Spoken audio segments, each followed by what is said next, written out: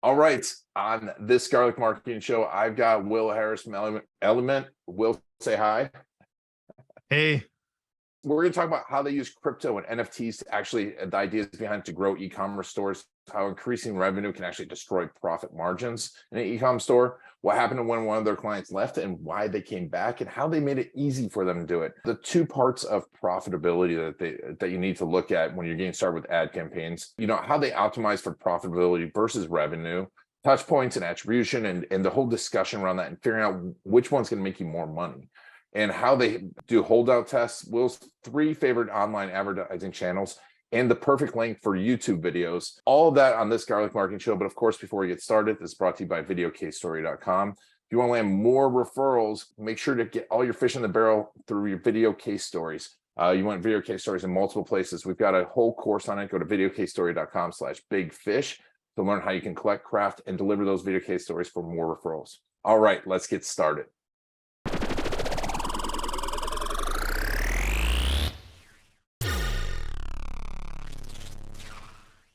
And so, Will I am. I want to get into what you guys are doing at Elumynt, what's working in YouTube ads right now, optimizing your profitability. But let's talk a little bit about your background. You have a pretty extensive background in all of this stuff. yeah. So, at least Elumynt in the core of what we do there, we're running advertising for e-commerce merchants. We've helped 13 customers get acquired. Largest one sold for 800 million, just missed our unicorn. This close, really excited about that. Sold one of those to GoDaddy. And so, we've had a lot of really fun success looking at how do we optimize growth for companies. Prior to that, though, I was running growth at, in-house at an e-commerce store. And then even before that, at SaaS, VC-backed SaaS company. And so, cut my teeth on the whole SaaS world. And I think that's one of the biggest things that we brought into the agency was a lot of the approach that the SaaS world does from a growth perspective, looking at CAC to LTV ratios and things like that, brought that into e-commerce, which I think a lot of people were missing that from a growth perspective. And I think that really allowed us to significantly scale a lot of businesses there. So really fun to kind of just see how that transitioned into it. As you did this and as you transitioned into this, how are you constantly adapting to the environment? How do you stay ahead of this? Because it's that's one of the things about marketing. It's like one of those things you got to learn, you got to test. But I feel like you also have to look outside of your group. How are you doing that? Yeah, I think that's a good question. We intentionally try to bring on a couple of things that are completely outside of what we normally do, right? Especially if somebody comes to us. And so there's some of this comes into, let's say, passion projects. I'm really deep into crypto, and I've been investing in crypto since 2014, 2015. So not the earliest adopter of it. Wish I was a little bit earlier than that still, but that was early enough as far as a lot of people though too.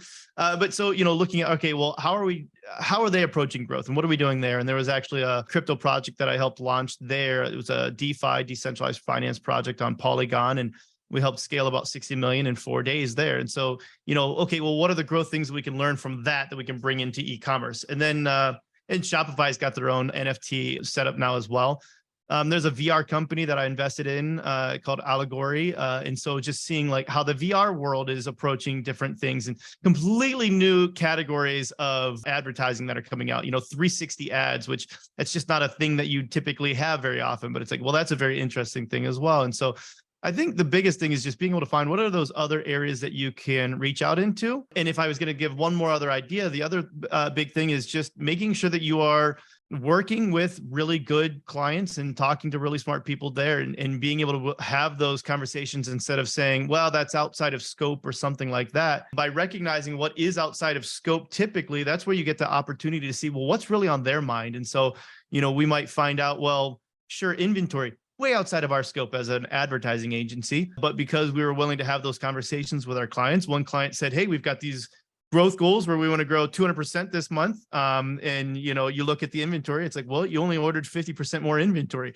So unless you're raising your prices, you're not going to grow 200%. It doesn't matter what we spend on ads. Yeah. That's a really interesting conversation because it is inventory is directly correlated in any business, whether it's a service business or e-commerce business, to ads. And people don't think about that. And it's well, you've got to be able to fulfill this stuff.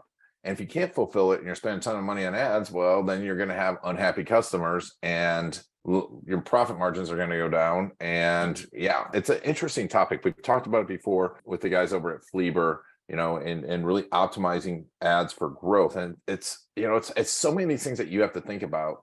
And as an agency, you really are more than just an advertising partner, aren't you? Absolutely. You should be, at least. You should be looking at, about 40% of our customers actually send over their P&L.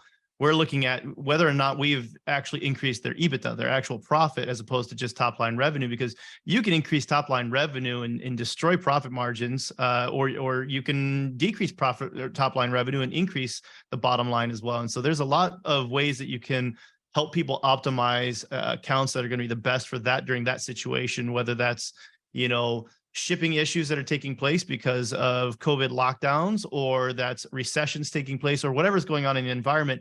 Having that more deeper knowledge of what's going on in the business allows us to be more intelligent about how we help brands.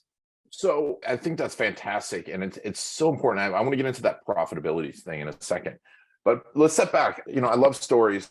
You talked about a few, like the unicorn and that. Top of your head, what is your favorite success story?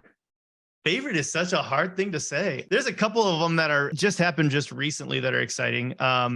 And I try not to mention a lot of brand names because I don't necessarily always have like their permission to share those exact details. But, one of our clients, they were just on the Today Show maybe about a week ago. And, it's fun. It's one of those things where you see the chart and the chart goes like this, and then all of a sudden you've got this day that's, 80 times better than even all the other days. And it was really great for them. But it's a combination. What's interesting, and they understand this, that it's a combination of doing all of the right things leading up to that too, and sometimes even just getting on the Today Show as a result sometimes of the awareness and the brand that you've built up over months or years of doing a lot of the right things. So that was fun. There was another one that was really exciting too. There was a brand that so don't lose very many customers, but it happens to everybody, right? And there was a consultant that came in. And said, "Oh, I think that this agency, they're doing great work, but they're too expensive. We're going to go to this other agency, and they're cheaper." And that lasted for about 2 months, and then they were back with us. And you can see on the chart here's so MER is our big number that we really like to look at for a lot of this, which is, for those who are new to that term, total revenue for your website divided by the total ad spend. So it's kind of like ROAS, but it's not looking at just what's directly attributed in platforms. So it's a really nice level set. But so you're looking at the MER, and you can see the MER for them here with this other agency, and they're going along here. And then the day we took over, it's up here and it stayed up there, right? And so it's one of those things where you're looking at, okay, there's a very clear distinction in the day that we took back over the accounts. And I think that's one of my favorite wins, because it's just that idea of somebody left, came back, amicable all the way through. We left on good terms. When they left us, they came back on good terms, and everybody found good wins. And that's exactly what I think that you should have in this space. So that's probably my favorite recent win. And that's an interesting thing, because I think in consultancy agency world, losing clients and bringing them back, it doesn't happen often. And I think you mentioned some subtle stuff in there. It's like the handoff, keeping everything amicable, keeping it smooth, and making it easy for them to come back. How did you do that? So we have a policy. Anytime somebody leaves us, even if they're leaving in a way where, it would be, less than ideal for us or whatever, we make sure that we get on a phone call with whoever is taking over as well. Make sure that they have all the information that they need. Do they have all of the access they need? We want them to be successful. We don't want our clients. And I've seen this happen a lot of times too, where, it used to be where, and I've still seen this, where agencies would own the ad account. Well, that's just a really dumb thing. We like our clients to own their own ad accounts, and that's their data, and they should own that. And so we make sure that if there's anything that we have ownership of, transferring that over, that they have that access. If there's, thoughts or bullet points or things like that we've put together on our roadmap of what we've discovered over the last, couple of years working with them. It's like, hey, here's what we've tested. Here's what we've learned. Here's, what we would be doing if we were going to continue working with them, and they could take it or leave it, right? They might look at that plan and throw it up completely out the window and say, well, that's why they're not with you anymore or whatever, right? And so they don't like that idea, and that's fine. But we just believe that that's just the best way that you could do, is to say, hey, how can we set you up for the most possible success, and at least make sure that if there's anything that ever happened, it wasn't because we dropped the ball on handing it off to a new team. And how do you make it easy for them to come back? I think having conversations with people, making sure that, as long as you're kind when they're leaving and understand that they're not making a personal choice. They're not saying, I don't like you as an individual. They're just simply saying, hey, we think we can maybe save money or whatever. It's a very reasonable thing to understand. And a lot of people will try that. You can't blame them. I mean,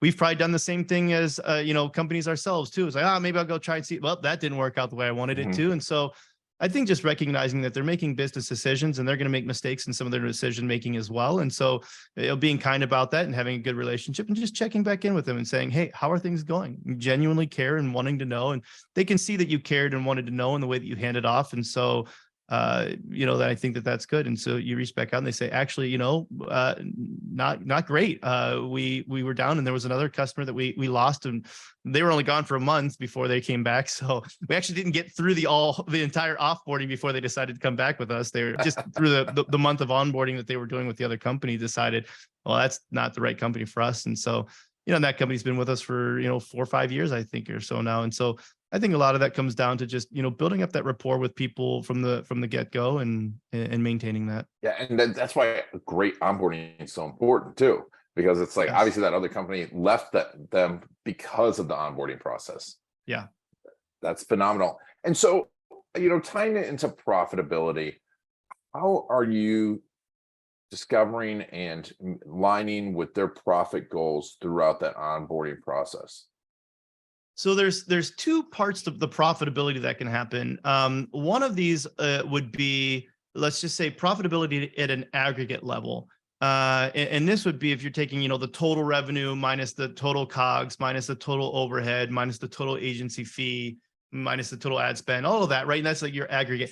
And you can actually become a little bit less efficient potentially from a percentage wise, but more profit dollars. And just to put this in simple terms for anybody listening, let's say that, this happened to a company that we brought on where I want to say they were used to spending, let's say $800,000 a month on ads. And, they came to us and we were able to spend another $200,000 that month for them. And I'm, let's say that their agency fee was $10,000 before, but, you bill based on a percentage of ad spend. And so with us, it ended up being, $15,000. And so more for the agency fee. And I can remember the marketing team sending us an email saying, oh man, I'm going to get in trouble for that. Like that's, more than we are used to paying our agency. And this is the first invoice that we sent them. And I said, well, wait a minute though. We were able to spend this much more. You made this much more. So top line, minus the COGS, minus the agency fee, minus the ad spend, minus your overhead, your profit was $800,000 more month over month. Is it worth, the extra $5,000 for us to manage that? And it's like, well, yeah, when you put it that way. And so I think what we've found is that it's best for us to have conversations with the finance team as well. And so if we're getting into a new relationship, we want to make sure, well, who is the one that's in charge of finances? How can we make sure that we're lining up with what they're doing and that they understand our thought process around how we're going to be scaling as well and what that might look like? And I think that that's made a big deal. So that's the aggregate side. But then you've got the unit profit. And if you're looking at unit economics, you're saying like, each individual unit that you're selling or each individual order that you're selling, let's say, it may be that you're optimizing all of your ads towards capturing a sale of one particular product. And maybe that product has a higher average order value, a higher AOV, but the profit margin on it is not as high. And in turn, we could actually maybe switch up the advertising to advertise products that are more profitable for you instead. You might end up with a little bit lower top line revenue, but twice the bottom line from that or something like that, right? That's an extreme example. But the idea being that top line isn't always directly correlated with bottom line. And so there can be ways where we can optimize what you're advertising and make sure that we're maximizing the profitability on each order, thereby giving you a bigger bottom line without it necessarily impacting the top line. Top line could come down, it could go up, it could stay the same, doesn't matter. The idea is just optimizing the bottom line. Yeah, and optimizing for the bottom line, you can't measure the impact of everything you're doing, especially when you're doing that large of campaigns. I mean, can you? You'd be surprised. You can measure a lot of it. An example would be on, let's say, Google Ads. We can optimize very specifically around which products are showing up in different types of campaigns and feeds. and we can know exactly what the margins on those are. So we'd get like maybe a margin sheet from a customer. And so we can look very specifically and say like, well, these particular products that have this margin, we advertise these 25% more, and you got 50% more sales, and so you ended up with this much more bottom line as opposed to this, and this. There's a lot that you can actually do from a data perspective to showcase how you're impacting the bottom line in a pretty substantial way. It's not everything is perfectly tied there. If we're looking at the aggregate level, you could say, well, was that a result of the ads? Was that a result of the email campaigns? Was that a result of the influencers? Was that a result of the Today Show, right? And so you can't always tie all of that. But if you can look at that, there's usually enough indicators to where you can start tying good correlations and associations from that. And the way that I like to look at a lot of that then at those levels would be, if you've got, well, okay, if it walks like a duck, talks like a duck, chances are it's a duck. Well, if you push this button and you get more bottom line, and you push that button again and you get more bottom line, and you push that button again and you get more bottom line, and every time you push that button repeatedly, it continues to have the same effect, you can maybe start moving beyond just saying that it's correlated to saying it's causative. There's a higher likelihood of it now. I mean, and that's great to think about that way, because I mean, it's almost impossible to completely correlate every single touch point to a sale. I was just talking to a group of attorneys about this, and they're like, I'm like, this is, and I was talking to my team, I'm like, this is how we all think that people buy. It's like they see something, they buy our thing this one way, right? That's like, oh, they see it on TV, they pick up the phone, they buy it, or they see an ad, they click and buy it. And it's like, that is not how that happens in real life. And, you know, there was that Google data study where it came out with like the 500 touch points. How much of that are you factoring in, like all those different touch points? Are you guys thinking about all those different touch points as a whole? So I think that's where people get into part of the problem, is they're trying to associate it to a directly correlated touch point as opposed to just seeing what happens when you push this button. And so, you know, if you're in a car and you push the gas pedal, the car moves forward. Now, if you're going to say, well, what was the last touch on that attribution or something? And I'm going to make this up on the fly here, so we'll see if I can come up with a good idea. But let's say that you did, you know, you pushed the gas pedal.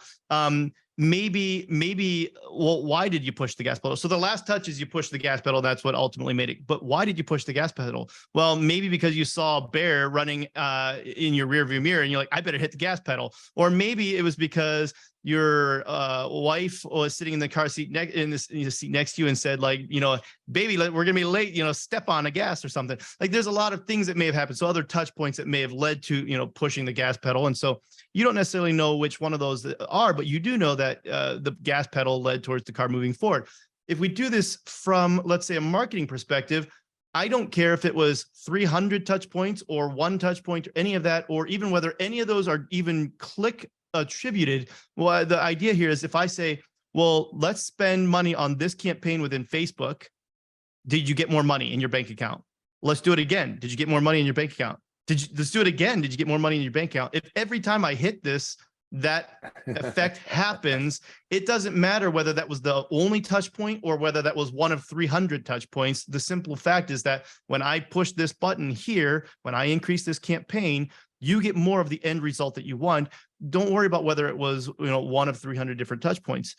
And that's where, you know, if you want to get more scientific about it, you absolutely can. You just usually don't need to. And there are a lot of things that we do as an agency to get a lot deeper into it. But as a client, you're likely not going to have the level of data that we're looking at, or the ways or the sophistication in that data and understanding how that works. And so you just have to get to the idea, well, hey, every time this agency does this, this is what happens. Now, that's not true for every agency and every campaign. And so you might say every time the agency spends more, I don't get more money. And then you say, well, that's also causative then potentially too. And you say, that's not working. I mean, it's a big question that I think is being sold, that the idea that you have out there is this ultimate attribution thing. And it's, you know, that you can perfectly trace the path. And it's like, oh, that person came from that video, and or that person came from, you know, that ad. And it isn't there. But I love that idea. It's like, let's find the button that works and keep pressing the button, even if it plinkos around, right? Yeah, and if you have a big enough budget, you can do a holdout test. So this is one of one of my favorite ways to do this, where you say, okay, let's run those ads in these 40 states and let's not run it in these 10 states or something like that. That's just an example of it. Now you have to set this up correctly. You can pick the wrong states and that's going to ruin your test. You got to understand at least how to appropriately pick a control group and a test group. But in the theory, then you'd say, well, if you run the ads in these states, and let's say the ones that don't receive the ads, they stay flat month over month, and the ones that do receive the ads, they go up 50%. There's a pretty good chance that, it was the ads that had something to do with it, even if they were not attributed, even if there's no clicks. Let's just even say, even if these were billboard ads and there was no click and there was no way for you to attribute this, you're saying, well, it was probably the billboards that we put up. And that's the same concept here, where you can use that as a way to understand whether there's incrementality or not to something. And it's a very, very good way. But it typically takes a smart way to set this up, to study it over a period of time in order for you to know whether the results are legitimate or not. You don't always have to do that. You can also just hit the gas and see if the car moves forward. I mean, that's a great analogy. It's like, is the car moving forward? Because it's amazing to me. I talk to clients that are like, well, I'm like, how's business? They're like, it's better than ever. I'm like, but I'm not sure if it's working. I'm like, sure. I'm like, your business is better than ever. Let's assume it's working. And so, talking about what's working, what are some of your favorite channels right now? It's, 2023 Q3 or Q1 to Q2. We just started May. What are your 2-3 favorite channels right now? 3 favorite channels are probably going to be Facebook and Instagram. Combine them because they're combined from an ads platform standpoint, TikTok and YouTube. And I'll touch base on each one of those a little bit. The reason why I still love Facebook and Instagram, it is for how unstable it might seem like the platform is, especially if you were seeing the Facebook spend debacle that took place last week or so. Depending on when this airs, there was a big spend debacle that happened where, it overspent a lot of people's budgets within, the first couple hours of the day. There are things like that happen. That happens on a lot of other channels as well, or at least other issues. But as far as stability of just ongoing, you get typically the best results from any paid social campaign from Facebook. And one of the reasons why is because it's almost like people are willing to click away from the platform a little bit more than they would be on some other platforms. TikTok, you're kind of scrolling. You want to mindlessly scroll. You're not necessarily looking to click over. And so Facebook just tends to be one that does a really great job of driving incremental results. And so it seems to be a very stable platform as far as if it worked last month, it continues to work and it continues to work and it continues to work. TikTok, one of the things that's really great about it is it has massive virality potential. Facebook, there's very few that I feel like anything goes, really viral on there as much anymore. But TikTok, if you hit it right, you can hit it very well and it just takes off like a rocket ship. And that's a lot of fun. It's a little bit harder to make content for TikTok. So I think a lot of brands struggle there because it is very different. And what works on as a Facebook ad just won't work as a TikTok ad. Vice versa is true though. If it works really well as a TikTok ad, it will almost always work very well as a Facebook ad. So I think TikTok really up there. And then YouTube, this is one that I think still gets underutilized by a lot of people. And I think that's because they approach it with the wrong content. There's a lot of things that you see that are, 15-second commercials. That's fine if you're doing just, an actual commercial, but you have the opportunity where people are captivated. They came here to watch a video. They're not even scrolling. They came here to watch a video and they came here to watch a long form video. That's changing a little bit with YouTube Shorts, but a lot of times they are coming here to watch some long form content. And some of our best performing ads that we've run for brands can be 5 minutes, 9 minutes. I think we have one that's 9 minutes long. And I think a part of that is the mindset of who's there. They're willing to watch something, especially if this is engaging to them. And I'm going to, give an example of, let's say it's a new iPhone lens or something. Well, I might want to see 9 minutes of you using that lens and showcasing it and showing how you use this and how you set that shot up. And it's like, oh, this is really interesting. I got to get this lens. Versus just a 15-second, quick spot. And you're like, that was great, but I'm moving on to the video that I wanted to watch. Whereas otherwise, you may have captured me very well though. I agree. I mean, I think that's where people don't understand YouTube is because they try and make it like TV and they're like, oh, it's like TV. And I put commercials. I'm like, no, people are going there to learn as well as be entertained. And Google knows what they want to learn. And you've got all Google's data forcing, showing what they're going to see on YouTube. And if you're there, if you were just learning the thing and all of a sudden you find another video, like you said, a lens video, that can be super powerful. And people can watch 9-10 minutes of it, but you got to format it well, and make it really powerful. And Yep. so when you're going into this blend of different video channels, how are you deciding which videos to make where and what type of content? Yeah, that's a good question. So a lot of this is going to come down to, let's say, some market research as far as where are your customers typically at, and how good of an access do we have to reaching your customers. There are some, let's say, segments that we can't reach on Facebook or TikTok, or at least like from a targeting perspective, we can't do as well as what we could do on YouTube. So YouTube might be where we're going to lean a little bit more towards. That might be different for some of them, where, you know, TikTok is going to have a better opportunity for us to reach who we're trying to reach. And so a lot of that comes down to who are we trying to reach, and what's the best opportunity for reaching them. The other part, though, comes down to what kind of results and indication do we have so far. It may be that Facebook is dominating for a particular brand because they just haven't made content for TikTok or YouTube. And so if we see that there's still scale potential on a particular channel, there is, let's say, there's lost performance that I think doesn't get talked about enough if you try to scale into too many other channels when you actually have a lot of opportunity on a channel that you're already on, just for now. So let's say that you're on Facebook and you haven't even remotely tapped the potential there. Scale that first. The next best dollar spent is going to be there versus testing into a new channel, right? Because it's working, you know it's working. You can just put another dollar at it and you're going to get a really good performance from it. But when you start reaching those plateaus, this is where it gets more interesting to test out one of those other channels. And you say, okay, we're doing really well on Facebook. We want to test out another channel. Now you figure out which one do we feel like we have the most potential from a customer standpoint, and or which one do we feel that we have a better potential at creating the right content for. And this might just be as simple as you saying, I consume a lot of YouTube content. I have a YouTube creator, and so we know how to make this content. We'll start there. TikTok might be the next best channel for you, but if you don't have somebody that can make the content for you and you're just trying to learn that out, you're not going to do well. But maybe you already have a YouTube channel and you've really figured out a lot of YouTube stuff. Well, that's your next best channel to start. Or maybe you've got somebody who's crushing it on TikTok organically for you and say, okay, we've got some really good organic stuff. Let's go here. We don't know about how to produce, YouTube content or anything. Well, then start there. Awesome. I mean, that's great advice. And then, once you do put these out there, coming back to that profitability, how long do you wait and say, okay, this ad's working, or I need to switch this ad around, or we just need to abandon the channel? How long are you waiting for that profitability to happen? So a couple of ways that we like to look at this. One is there are quick tests, especially let's say that we have some initial results to where we already know. When we're testing out new creative, there's short tests that you can run to see if there's even anything worth testing further.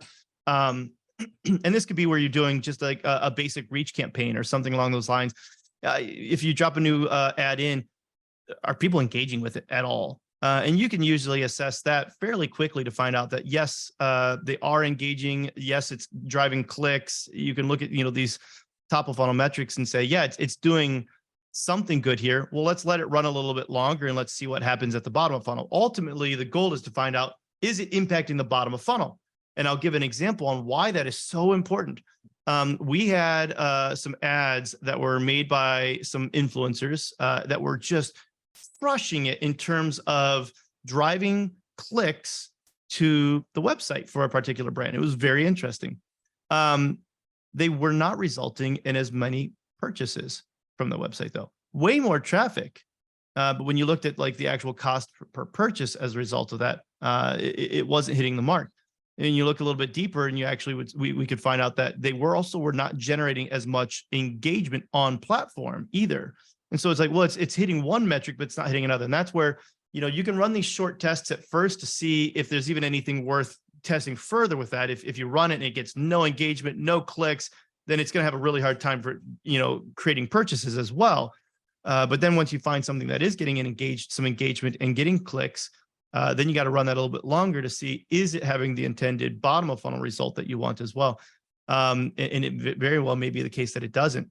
If you want to a little bit further, and we do run these tests then, maybe quarterly, which is what's the long-term effect of this? One ad might be particularly better at driving immediate purchases, but it drives purchases from people who are not likely to stick around and repeat purchase as much. Whereas another ad might have a little bit higher CPA, from at the outset, but it drives a purchase from somebody who is likely a stickier customer. Well, if you write that off too early, you might miss out on those real bottom of funnel data by looking at, the LTV or something like that. So there's a lot of levels to this from a testing perspective, but it starts with run some short tests, see if there's anything worthwhile, then extend that test, make sure that it still validates at the extended length, then continue to extend that test at a little bit longer. Does it still validate there? A lot of times you don't run that in a separate campaign anymore. Now it's just running within the main primary campaign, and you're just going to look at that over a longer period of time. Just don't stop evaluating it, I guess is the point. Gotcha. Yeah. No, I mean, it makes complete sense. I mean, always be testing. I mean, because market's shifting, the platform's shifting, everything is shifting constantly. It's like, which is great. You can keep on testing and look at it as an opportunity. Now, obviously, I mean, you're talking about large budgets here. And, when should e-commerce company hire an outside agency? I think especially like hiring someone like yourself where you're seeing multiple campaigns, no one's gonna be able to beat that in-house. But when should you hire, and when should you hire in-house? When should you hire an outside agency? How do you see that growing, especially since you work with so many companies? Yeah, I obviously have a bias towards this because I run a boutique agency. That said, I never worked at an agency prior to starting this. I was in-house. And so I've seen that as well. And like, I didn't come from agency and say agency is life. I came from in-house and said, there's an opportunity for an agency that can help people out. And so I would say that not every agency is created equal. And I think that we've all experienced that as well. And we've all had those horror stories and things as well. So let's say in an ideal world, though, I believe that to get initial traction for most businesses, I really like when this is, gritty, founder driven, something along those lines. You almost can't replace that. A lot of agencies are going to struggle with doing that same thing unless you have a really big budget to a point where you can work with a really great agency from the get-go and you're producing all of the right content. It's going to be hard for you to find that profitability. And so if you're VC funded, absolutely, you can bring in a really great agency. Once you have some product market fit and that's been established, then I typically would say agency makes the most sense to me, or let's say freelancer, where you have the ability to start outsourcing and it's not founder driven anymore. You've got some really great freelancers. They're going to be nimble, they're going to be aggressive, and there's a lot of pros to working with some good freelancers. When you get to a point where you need to have a little bit better holistic understanding of what's working, what's not working, and how those are working across channels, this is where I find a lot of breakdown with the freelancer model. You've got, this rock star on your paid social, this other rock star on your paid Google. They're not communicating. They're not on the same page. They don't understand the language. And so let's say Google shuts off some of the non-brand keywords because they had too low of a ROAS for what they were doing. Well, all of a sudden the Facebook campaigns don't do as well because they were used to having the traffic, this qualified traffic from these non-brand keywords. And so Facebook says, I don't know what happened. We didn't change anything. Well, what happened was completely outside of them. Right. And so I think that's when you start getting to the point where you need that sophisticated layer of a really thoughtful, intelligent agency that can come in and understand how all of those pieces are fitting together across the different channels, as well as within your business from a profitability standpoint. I think that's the ideal model. Now, when do you switch to in-house? That's a tricky question. For a lot of brands, I see that being a play for, let's say, their thought behind it is profitability, because they'll say, well, the cost of the agency, I can hire these people to do that. And I think that works really well for, let's say, a short period of time. But what happens is, to your point, they're not seeing as many campaigns, and so they lose the ability to learn on some other stuff in real world applications. And so oftentimes I think that can catch up to them at some point in time. And so what you gained in profitability, now you lose in scalability and therefore profitability in turn, if that makes sense. But that's not always the case. That's my biased, obviously, approach or thought process around it. Yeah, well, I was just thinking about this today because, I do some fractional CMO work, and I can't imagine, because if you're a full-time CMO, I think that's great, but a full-time agency, you've got all these people now, they bogged down in just these single ad sets, but they're also bogged down in all the other parts of the business where they need to really be getting a feel for what's going on in these ads across different opportunities. And it's a tough thing. I just can't imagine it. I can't, because the data, I can only imagine like the different levels of data that you see across different campaigns. Well, and I think that you bring up a good point. Sometimes when I think of agency, I think of our agency, and I forget that there are agencies that are not like ours. And to your point, I do know that one of the things we've run into is a lot of people will say, well, they just come in with like this, templated script basically that they run for every single person, regardless of what their business is or anything. Well, that's not going to be as effective or impactful either. And so I'd say when I'm talking about this, I'm talking about agency and the idea of almost like what the definition means. It's like a group of people coming together kind of thing, like an agency, like, and we're working together. So I'd say like these are, dedicated consultants that are working together in a unified fashion, as opposed to disparate consultants that are working outside of things. So, if you get your Google guide and your Facebook guide, it's like, well, this is the idea of like bringing those smart people into this one roof where they're all looking at the same things in the same way, as opposed to like this agency that is just, hey, here's our template, set it, forget it, and run it. Yeah, I think also like at that point, if it's a template, like everything's templated, I think that you can have a framework, but if it's templated, Absolutely, you really can't call yourself even an agency by the definition. It's just like, hey, we're productized marketing service. You're a SaaS company that just hasn't turned your people into software, right? Like that's not ideal. Yeah, exactly. I think that's a great definition and way to recognize that. And I just like people to know that, because I see so many times, and I have people come to me and they're like, I want to hire this person, this person, this person, this person. Like, you're gonna have a tough time finding all of those people, and then A, finding them, B, managing them, and C, keeping them trained well. And it's like, oh, I hired this one person who's gonna run my Facebook and Google ads. And I'm like, those are two different things. And two very different things, different content, different intent. But I mean, if they have a framework, that works really, really well. But the big agencies, the good agencies, I know, it's two different people. Yeah, it's super interesting. And so, I mean, this has been great. It was great. This is great information. Let's talk a little bit about working with you. Who's the perfect client for you? Yeah, our ideal client is going to be somebody that is on Shopify, typically Shopify Plus. They're spending maybe $100,000 a month on ads. That's when we find, they've already got product market fit. And that's when we find that there's a lot of opportunity for us to come in and overhaul what they're doing and do it in a more intelligent way. We especially like clients that have big catalogs, because we talked about the margin-based bidding. There's a lot that we can do to improve things with that. And typically we would say, people that we think we really like people that have recurring revenue type models, where if you've got one product and it's like you purchase it and it's done, it's not as fun or as exciting to us from a growth standpoint. We really like the ones that have, an opportunity for LTV plays as well. Awesome. Yeah. So, and then talk to me about how getting started with you. What's that look like? Yeah, getting started with us. I mean, typically we're going to do an audit where we're going to look at your ads account. We're going to want to meet with you and find out a lot of those questions we were talking about, even on this show, as far as what are your margins? How can we dig into a little bit more about what this would mean to you from a profitability standpoint, and how we can look at that. So when we're auditing your account, we're not just auditing it generically, but we're actually looking at, wait a minute, this might look good in platform, but it's not as good for you from a business perspective. And ideally meeting with your finance team as well, and digging into that. Then we'd present that to you and say, here's what we would do if we were going to take over. Take it or leave it.